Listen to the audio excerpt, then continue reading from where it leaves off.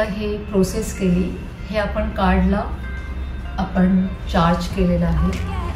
बघा हे जे कार्ड्स आहे त्याला आपण डिव्हिनेशन असं म्हणतो।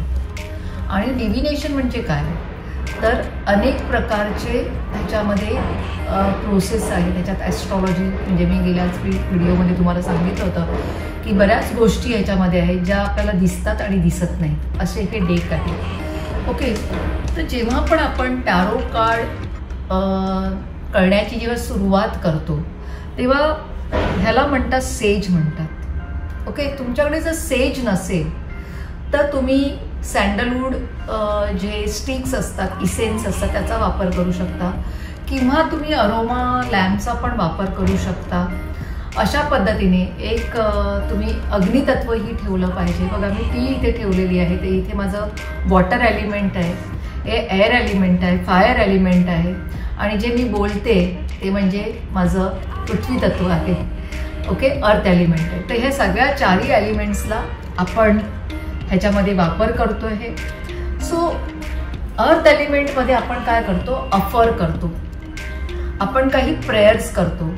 बघा जेव्हा आपण टॅरो कार्ड रीडिंग जेव्हा तुम्ही करता तर पहिल्यांदा तुमचं स्वतःचं क्लिन्झिंग होणं फार गरजेचं आहे। जेव्हा तुम्ही तुमच्यामध्ये अनेक म्हणजे आपण प्रत्येक माणूस जो असतो तो सांसारिक सुखामध्ये पण असतो, तर त्याला सांसारिक तशा पीडा पण असतात। जेव्हा तुम्ही टॅरोसारखं एक होली डिव्हिनेशन जेव्हा तुम्ही हाताळता त्यावेळेला तुमची स्वतःची नेगेटिव्हिटी गेली पाहिजे।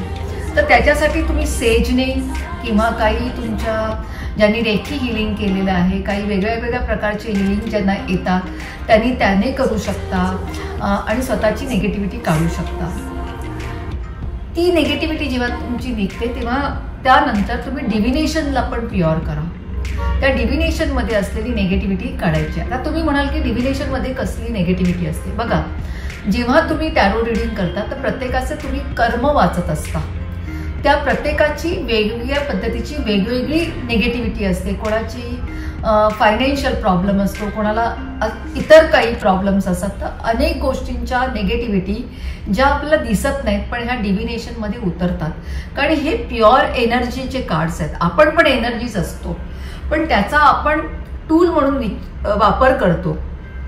त्या प्रत्येकांची नेगेटिव्हिटी आपल्या ह्या डिव्हिनेशनमध्ये उतरते आणि त्यामुळे दुसऱ्यांची जेव्हा आपण रीडिंग करतो त्यावेळेला त्या रीडिंग्सला ऑब्स्टॅकल्स येतात। म्हणजे ऑब्स्टॅकल्स हे तुम्ही सफर करता, म्हणजे जो रीडर असतो तो सफर करतो।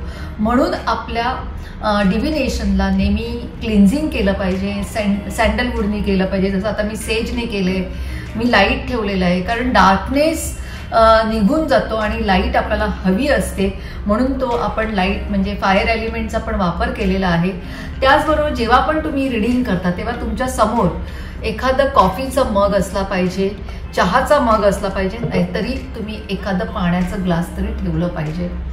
आणि ह्यात म्हणजे सगळ्या एलिमेंट्सचा तुम्ही वापर करून नंतर टॅरो कार्ड रीडिंगची सुरुवात केली पाहिजे। ह्या वेळेला तुम्ही जेव्हा डिव्हिनेशनला जेव्हा तुम्ही क्लिन्झिंग करता, this is a cleansing process basically for the divination, त्यावेळेला तुम्ही चारही एलिमेंटचा वापर करून त्यांना कॉल करायचा आहे। म्हणजे east direction, west direction, north and south डायरेक्शनला तुम्ही कॉल करा।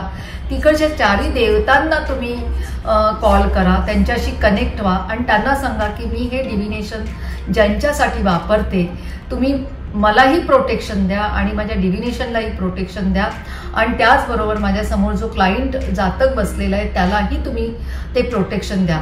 कारण हे जे डिव्हिनेशन असतात हे जेव्हा तुम्ही वापरतात, हँडल करतात तेव्हा तुम्हाला माहीत नाही आहे की अनेक पोर्टल ओपन होतात आणि त्या पोर्टलमधून नोईंगली अननोईंगली चांगल्या आणि वाईट दोन्ही एनर्जींचा फ्लो होत असतो आणि तो फ्लो जिथे तुम्ही ज्या जागेत बसलाय तिथेही तो व्हायला नाही पाहिजे, निगेटिव्ह फ्लो। त्याचबरोबर तुम्हाला त्याचा प्रॉब्लेम नाही व्हायला पाहिजे आणि त्याचबरोबर तुमची रिस्पॉन्सिबिलिटी आहे की तुमचा क्लायंट जो आहे त्या क्लायंटलाही तो प्रॉब्लेम्स होता कामा नये। ही एक प्रोसेस झाली। पण जेव्हा डिव्हिनेशन्स वापरता तेव्हा तुमच्या डिव्हिनेशनला ठेवण्याची पण एक प्रथा असते। बघा मेजर आर्काना जे असतात 22 मेजर आर्काना, त्याच्याबद्दल आपण बोललेलं आहे, त्याला नेहमी वरच्या लेवलला ठेवायचे असतात। ओके, आणि जे आपले एलिमेंट आहेत म्हणजे अर्थ एलिमेंट खाली ठेवायचं, त्याच्यावरती फायर एलिमेंट म्हणजे जेव्हा तुम्ही मेजर आर्काना तुमचे झाले की मेजर आर्कानाच्या खाली तुमचा जो एलिमेंट असला पाहिजे, जे खालचे कार्ड असले पाहिजे ते अर्थ एलिमेंटचे असले पाहिजेत, म्हणजे लास्टचे त्याच्यावरचा जसं समजा हा अर्थ एलिमेंटचे मी कार्ड्स ठेवलेले आहेत. त्याच्यानंतर अर्थ एलिमेंट म्हणजे एस ऑफ पेंटाकल पासून ते पीपल कार्ड पर्यंत. ओके, त्यानंतर यायला पाहिजे तुमचे कप्स कार्ड यायला पाहिजे. मग कप्स कार्ड आले की त्याच्यानंतर यायला पाहिजे तुमचे फायर कार्ड्स यायला पाहिजे, म्हणजे वॉन्ड सगळे यायला पाहिजे. नंतर स्वॉर्ड्स कार्ड आलं पाहिजे, म्हणजे एअर एलिमेंट आलं पाहिजे. आणि त्याच्यानंतर वरती येतील ते तुमचे मेजर आर्काना 22 कार्ड यायला पाहिजे. असे हे कार्ड्स ठेवून त्यानंतर त्यांना आपण फिस्ट करायची, अशी मूठ करायची 1 2 3 असं करून ह्यातली एनर्जी इकडून ते इथे पास करायची आहे. त्यानंतर तुमचे कार्ड्स तुम्हाला खाली ठेवायचे आहेत. 3 टाइम्स त्याची एनर्जी कट करायची. त्यानंतर तुम्ही जे पण सेज असेल किंवा तुमच्याकडे सँडलवूड असेल इसेन्स, त्याला 3 वेळा अशा प्रकारे तुम्ही त्याला निगेटिव्ह एनर्जी त्याच्यातली काढायची आहे. आणि हे करताना तुम्हाला कम्प्लिटली कार्ड बरोबर कनेक्ट व्हायचे आहे. 4 एलिमेंटचे देव देवता जे आहेत त्यांना इन्व्हॉक करायचे. तुमचे जे कुलदेवी आहे, तुमचे मास्टर्स आहेत त्यांना इन्व्हॉक करा. आणि तुम्ही ह्याच्यामध्ये आपल्या डिव्हिनेशनमध्ये एक प्युअर एनर्जी पहिली पास करा आणि त्याच्यानंतर तुम्ही स्टार्ट करा तुमचं रीडिंग. ओके, अशा पद्धतीने जेव्हा तुम्ही टॅरो रीडिंग कराल, ह्याला टॅरो रिच्युअल असंही म्हणतात, हे रिच्युअल्स करू शकता. त्याबरोबर तुम्ही एखादा क्रिस्टल आहे त्याचा वापर करू शकतात. आणि एका हातामध्ये टॅरो कार्ड्स आणि एका हातामध्ये क्रिस्टल ठेवून त्याला अशा पद्धतीने वरती ठेवून तुम्ही त्या पॉझिटिव्ह 4 ज्या तुमचे मास्टर्स आहेत आणि 4 एलिमेंटचे जे देवदेवता आहेत त्यांना तुम्ही इन्व्हॉक करू शकता. तसे काही एंजल्सला पण तुम्ही इन्व्हॉक करू शकता.